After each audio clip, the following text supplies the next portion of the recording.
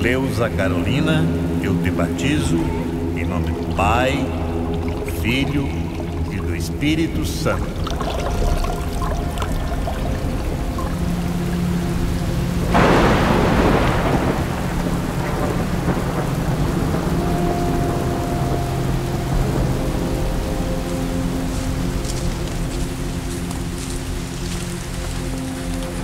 Aqui, à margem do rio Passear, foi encontrado o corpo de irmã Cleusa Carolina Rodi Coelho, que foi assassinada no dia 28 de abril de 1985 pela causa dos povos indígenas.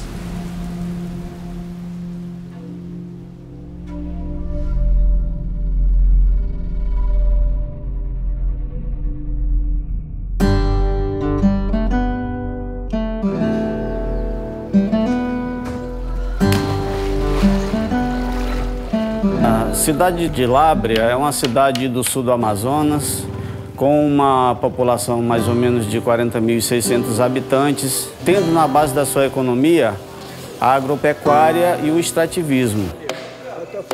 A pesca também é um ponto forte na economia do município, né? Apesar de que grande parte desse pescado sai para outras regiões.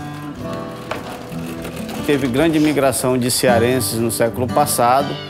Portanto, a maioria da formação étnico-cultural daqui é cearense. Nós temos muitos indígenas, é uma linha de pobreza alta, grande vulnerabilidade social. Lábrea era a vida dela. Ela falava naquele povo, no trabalho dela lá com os ancenianos, com os presidiários. A vida dela era isso aí. Era uma mãe. Ela foi quem me ensinou. Primeiro eu tive a minha mãe, ela ensinava serviço braçal, enxada, teçada, essas coisas. Já ela não, foi diferente. Foi para criar as coisas, remendar a casa quando estava podre, fazer limpeza, criar galinha, criar pato, criar porco, criar muitas plantas para matar a fome mais tarde, que ia ser uma grande fome como tem acontecido. Eu sendo protestante, ela sendo uma freira católica, nós estávamos juntas porque nós éramos e somos cristãs. Então, somos cristãs.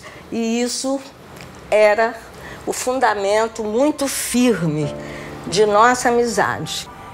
Que era de uma simplicidade, de uma santidade, de um equilíbrio. Que ela era ecumênica naquela época. Ela já era ecumênica. E era uma mulher inteligente, ela fez curso aqui na universidade, onde eu fui professora. Uma vez eu quis dar um presente a ela, e eu comprei uma carteira. Que felicidade!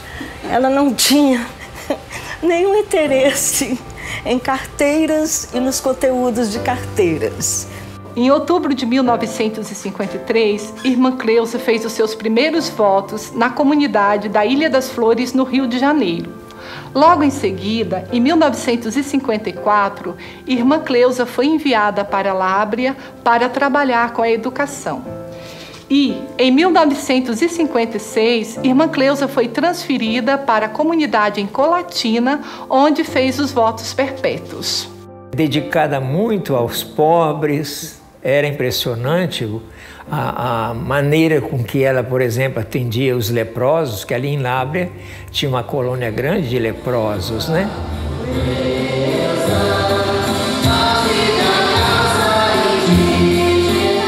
Ao longo de sua vida religiosa e missionária, irmã Cleusa trabalhou em diferentes lugares e, finalmente, em 1979, veio a sua última transferência e o seu destino era Lábrea. Voltava para assumir a direção do educandário Santa Rita. Eu me lembro até hoje, quando ela chegava assim na porta da sala e ela dizia: "Good evening, class." Aí todo mundo respondia, a gente se levantava e dizia: "Good evening, teacher."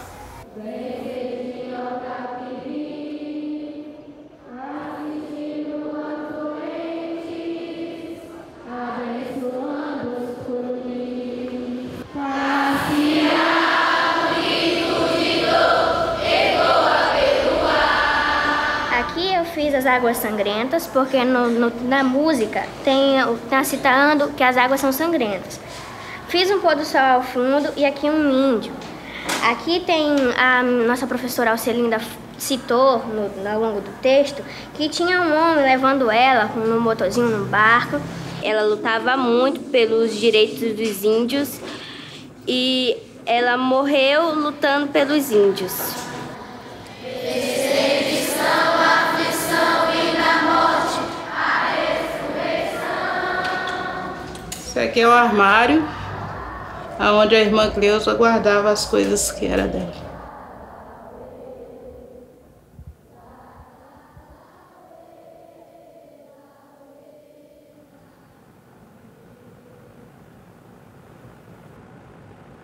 Bom, aqui é um pequeno museu, né, que a gente, nos 25 anos do martírio da irmã Cleusa, a gente pensou em fazer esse museu. Vamos ajuntando tudo aquilo que pertencia a ela. Né?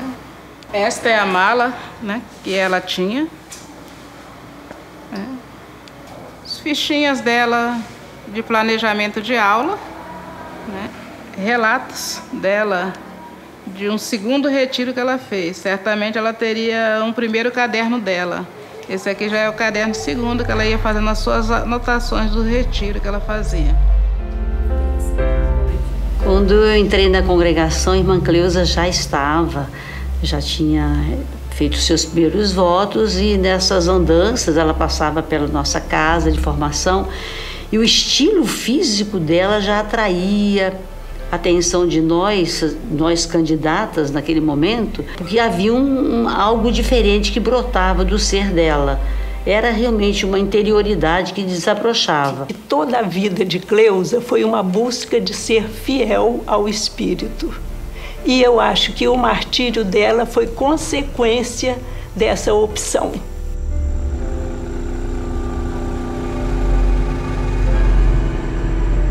Você sabe, você chegar assim num canto que uma casa desarrumada, né? Então ela foi aquela pessoa que Deus escolheu ela para arrumar a casa, né? Então ela arrumou a casa, né? E ensinou o caminho para nós andar. E ela dizia para nós: seu Pedrinho, o senhor pode ficar sabendo que um dia pode acontecer alguma coisa comigo por causa de todos os indígenas que eu estou correndo atrás para unir eles. Mas eu não sou bem-vindo de onde eu chego. Já fui ameaçado bala na minha cabeça, porque eu falo a favor de vocês. Mas eu possarei morrer, mas não deixo de estar com vocês. Era uma região que tinha um interesse enorme dos, que a gente chamava aqui na época de coronéis, dos donos proprietários, porque era uma região que tinha um potencial grande de castanha e que os interesses de pessoas não índias era muito grande pelaquela localidade que os índios estavam. Lembro que em situações de confronto entre indígenas e a polícia, ela era a que normalmente era chamada para interceder nos conflitos. Eles foram para matar o Tuxaua, só que o Tuxaua não estava em casa. E mataram a mulher e o filho. Aí os índios se rebelaram e aí ia ter uma guerra. Por isso, quando aconteceu a morte de Maria e Arnaldo, não era de estranhar que a irmã Cleusa ficasse preocupada e tomasse a atitude que tomou para se aproximar da aldeia indígena e tentar acalmar os indígenas. Aí quando ela soube, a irmã Cleusa soube, aí ela veio, né? Quando ela veio, ela chegou aí, era verdade, ela esteve aí. Foi o tempo que nós chegamos também. E então a irmã tentou consolá-los como pôde e prometeu que tomaria providências em Lábrea junto às autoridades civis para que eles não tivessem de vingar-se. Foi assim que iniciou a volta de viagem até Lábrea. Eu ia descer junto com ela, mas ela não quis. Ela disse: olha, você não vai, pode complicar mais, Você não encontrar o camarada aí, você vai querer matar ele, ou então ele pode te matar também. Aí ela não deixou ir. Quando eles se encontraram, esse Raimundo Paulo de Vinha atirou no Raimundo Paulo, meu cunhado.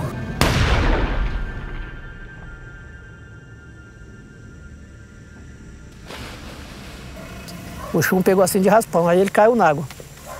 Ela disse, Raimundo, te cuida, vai embora porque você tem filho para criar. E eu vou conversar com esse homem.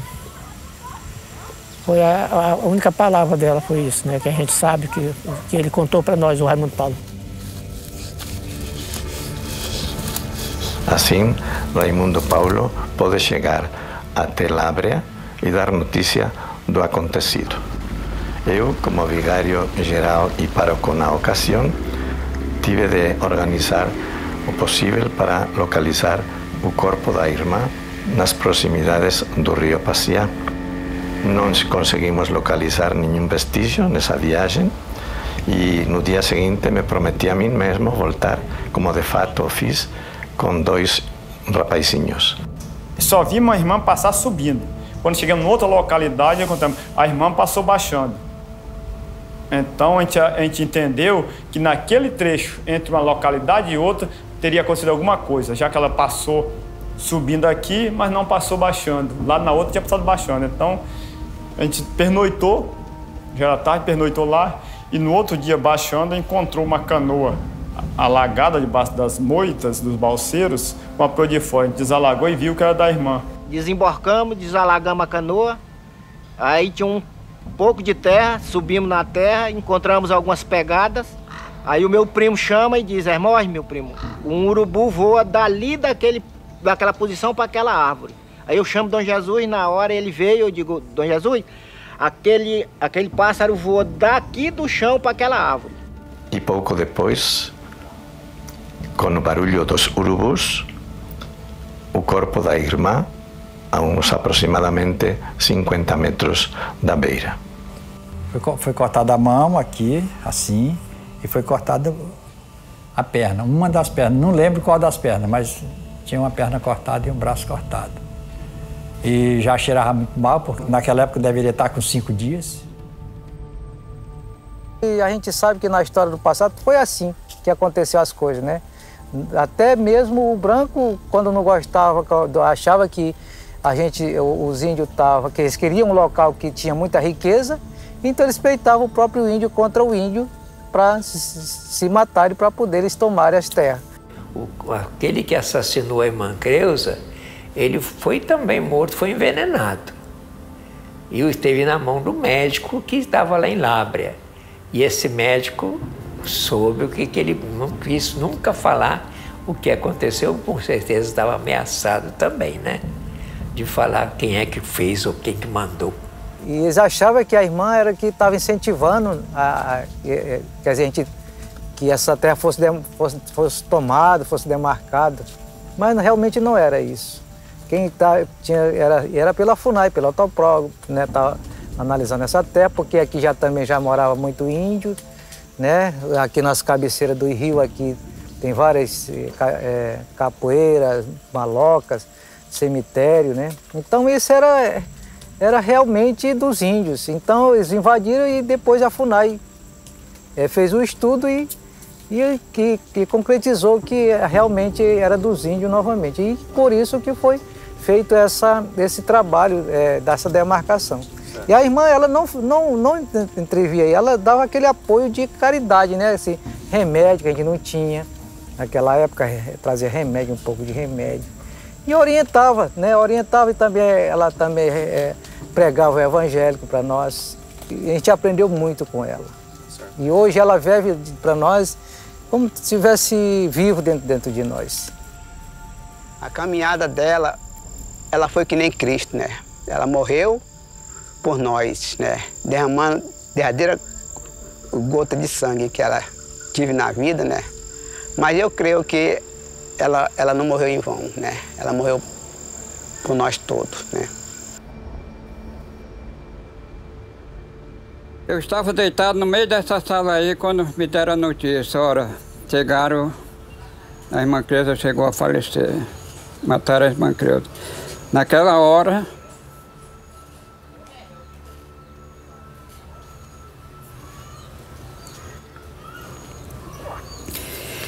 eu fiquei tão emocionado que não tinha como eu saber me dirigir, porque que ela tratava nós como filho e nós tínhamos ela como mãe.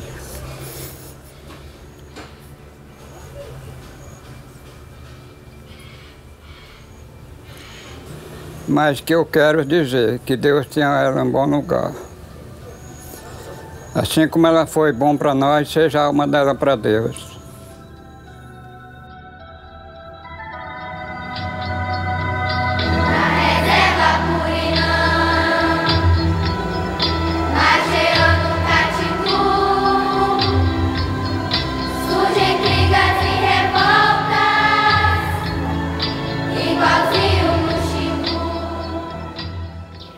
O que eu lembro mais bonito dela era o modo dela sentar junto com nós. Né? Sentava, colocava as perninhas assim cruzadas, arreava, tá entendendo? A batina, né? Como é que se diz assim, né? E se cobria e ficava conversando com a gente. Eu achava muito importante. E ensinando a nós que nesse tempo não era criança, né? Nunca deixasse de estudar.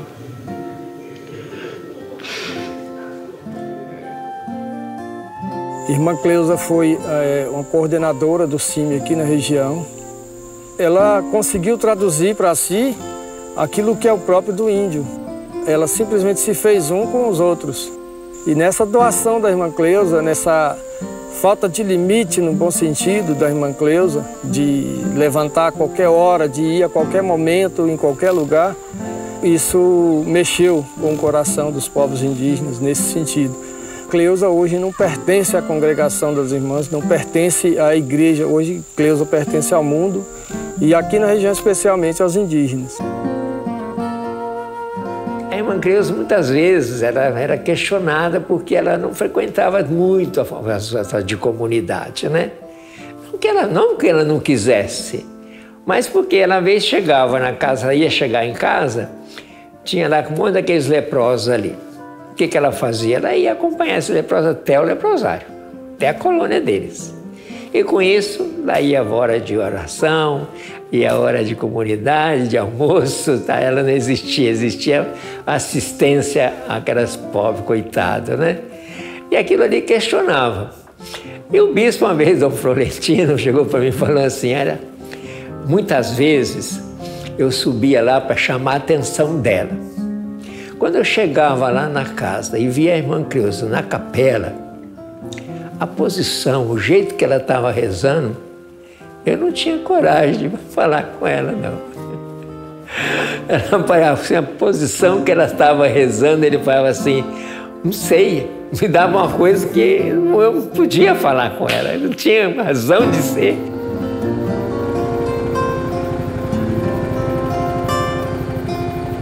Amanhã, irmã Ivone e eu, irmã Jacira, a gente parte para Lábrea, interior do Amazonas, para continuar o trabalho da irmã Cleusa. O trabalho chamado Pastoral das Curvas.